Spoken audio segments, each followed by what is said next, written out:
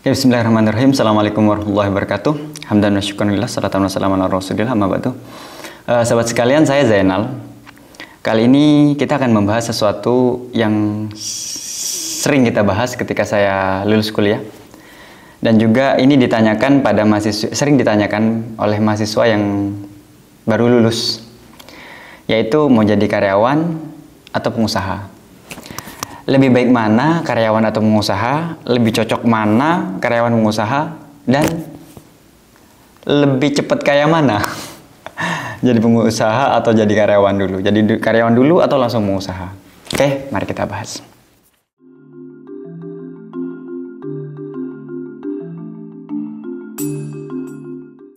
Kita mulai dari definisi dulu ya, yaitu karyawan atau entrepreneur dan juga entrepreneur.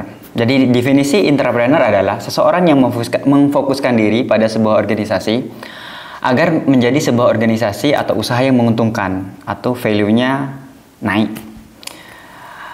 Sedangkan entrepreneur adalah seorang yang memiliki kemampuan untuk memulai, kata kuncinya di memulai, dan membuat nilai lebih pada suatu produk dengan mengelola risiko untuk mendapatkan profit dari sebuah organisasi.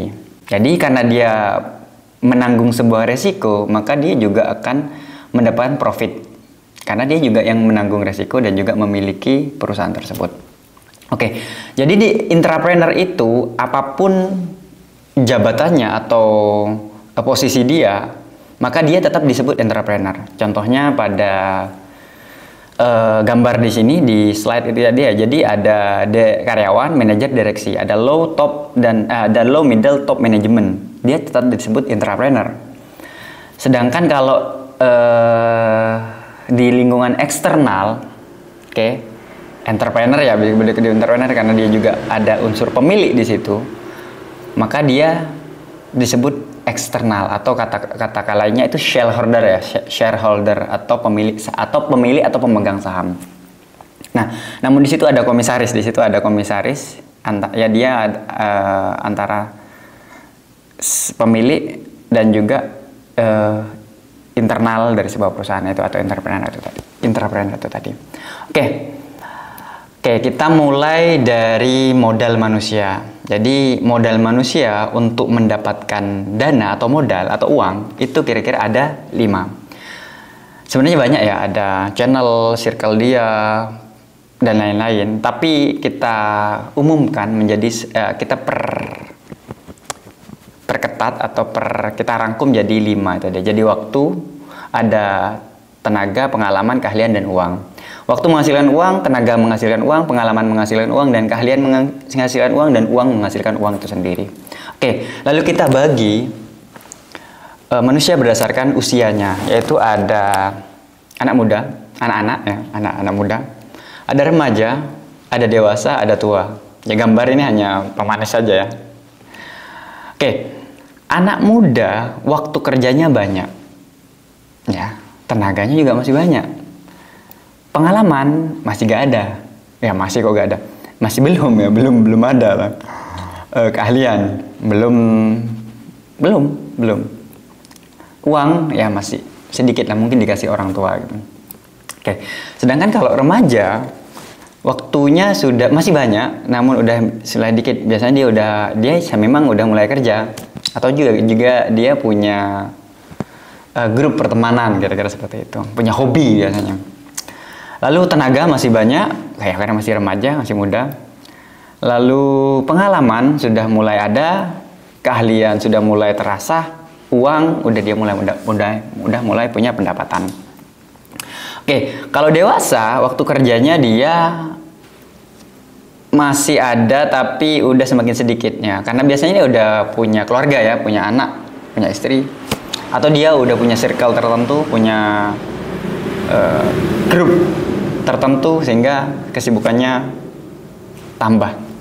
Lalu ada tenaga, dia masih banyak tenaganya, tapi karena mungkin tidak sebanyak remaja, misalnya dia tidak bisa naik sepeda motor ya, dan tenaganya kan udah harus dikelola dengan baik. Ini mulai masuk angin kira-kira. Lalu pengalaman dia udah sangat banyak, keahlian udah sangat ahli atau udah bisa dikatakan udah terbentuk, dan uang, dia mulai ada pendapatan. Sedangkan kalau tua, waktu kerjanya sudah sedikit karena ya sudah tua. Lalu tenaganya ya namanya juga orang tua ya udah sedikit, tapi pengalaman dia maksimal, keahlian dia juga maksimal, dan juga uang dia juga udah mulai banyak. Oke, itulah sebabnya anak muda itu dia jual waktu dia sama tenaga dia dijual untuk mencari pengalaman, keahlian, dan uang itu sendiri.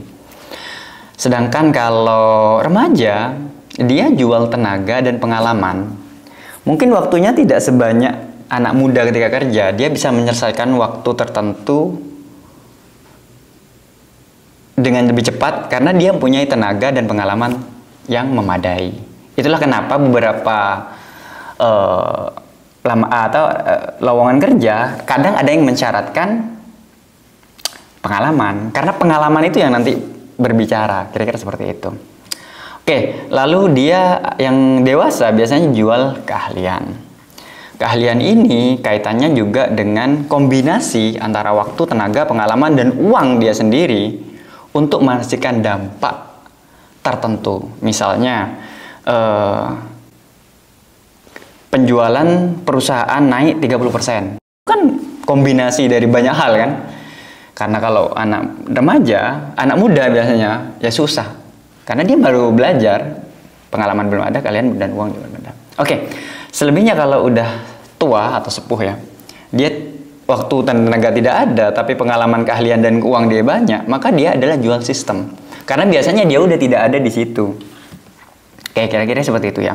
Oke, kalau anak muda yang jual waktu, biasanya dia kaitannya sama UMR. 8 jam kerja, 6 hari per minggu, dan lain.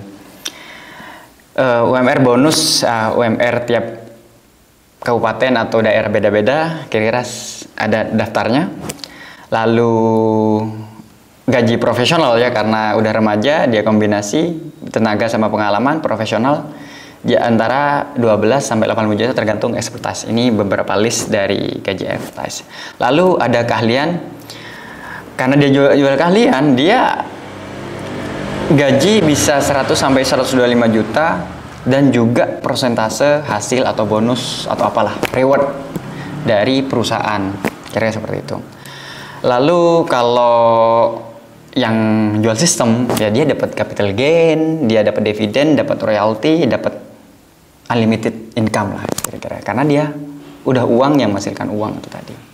Oke, dan ini adalah perjalanan karir saya, tanda kutip ya, perjalanan karir ekonomi, karena sebenarnya Nabi Muhammad gak punya karir ya, dia adalah seorang nabi. Oke, mulai dari magang, karyawan, manajer, CEO, business owner, dan investor management. Jadi mulai dari magang sama pamannya usia 12, lalu jadi karyawan sampai usia 17. Dia jadi usia 17 sampai 23 jadi manajer, jadi CEO ketika di usia 25, 23, 24, 25. Lalu 25 menikah dengan Khadijah jadi business owner, jadi business owner, dan juga investor sampai usia 35, 36, 37. Oke. Ketika kita jadi karyawan, baiknya yang perlu fokus kita pelajari adalah potensi, minat, dan bakat. Karena magang ya, potensi, minat, bakat. Karena apa? Karena kita masih belajar di situ. Sebenarnya saya cocok di bisnis apa, itu juga harus kita ketahui, terutama mengenal diri sendiri. Itu untuk yang magang. Untuk karyawan, dia belajar diri sendiri, mengenal diri sendiri, belajar patuh sama atasan, sama peraturan. Karena dia karyawan. Oke, selanjutnya manajer. Dia lebih harus belajar tentang sistem, membuat sistem yang baik, SOP atau sistem. Lalu dia harus belajar tentang karyawan dia, dan direksi atau atasan dia. Itulah seorang manajer.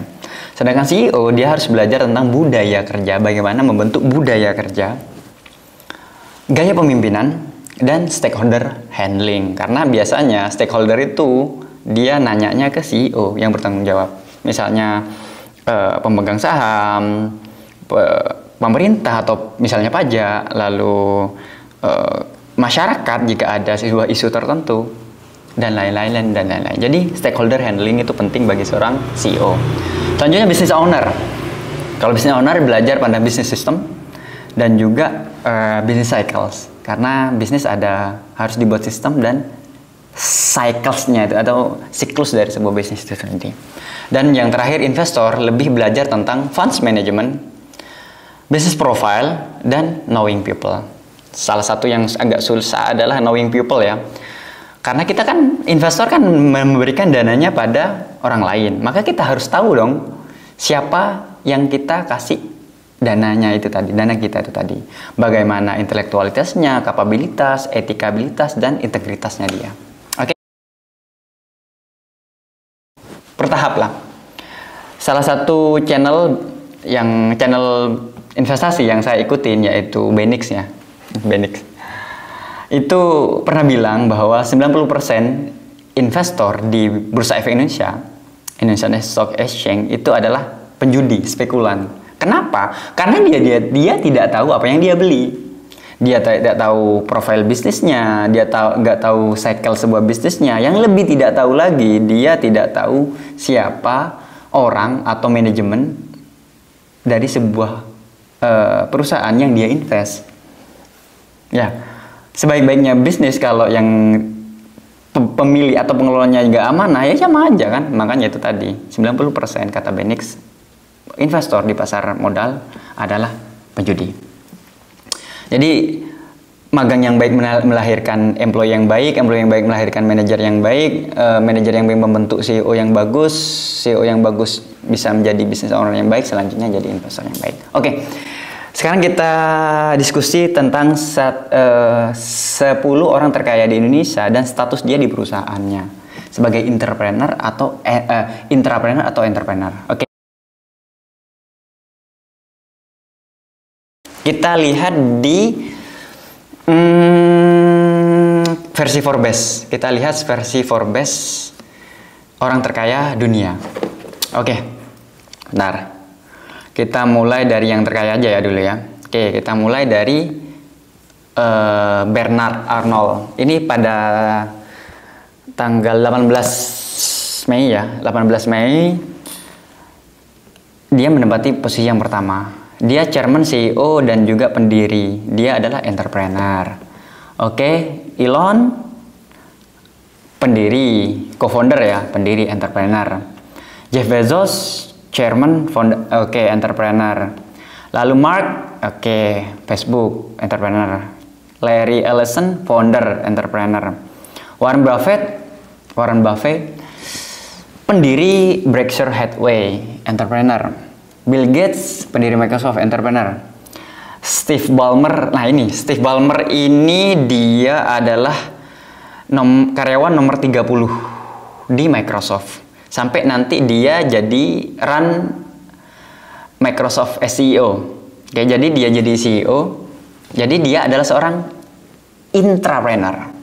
Dan dia pemilik Los Angeles Clipper atau Los Angeles NBA, pemilik klub basket.